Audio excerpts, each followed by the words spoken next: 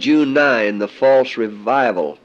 Then shall that wicked be revealed, whom the Lord shall consume with the spirit of his mouth, and shall destroy with the brightness of his coming, even him whose coming is after the working of Satan with all power and signs and lying wonders.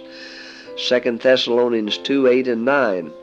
Paul, in his second letter to the Thessalonians, points to the special working of Satan in spiritualism as an event to take place immediately before the second advent of Christ. Speaking of Christ's second coming, he declares that it is after the working of Satan with all power and signs and lying wonders, 2 Thessalonians 2:9.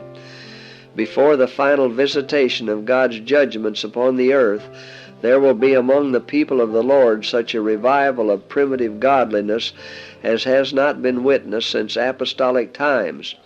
The Spirit and power of God will be poured out upon his children. At that time many will separate themselves from those churches in which the love of this world has supplanted love for God and his Word.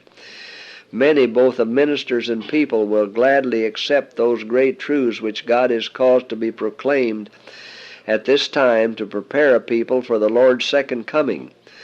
The enemy of souls desires to hinder this work, and before the time for such a movement shall come, he will endeavor to prevent it by introducing a counterfeit. In those churches which he can bring under his deceptive power, he will make it appear that God's special blessing is poured out.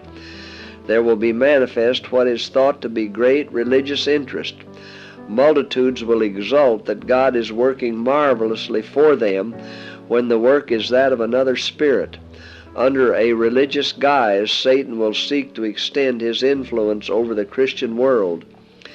Young men and women will be lifted up and will regard themselves as wonderfully favored, called to do some great thing. There will be conversions many after a peculiar order, but they will not bear the divine signature. Immorality will come in, and extravagance, and many will make shipwreck of faith.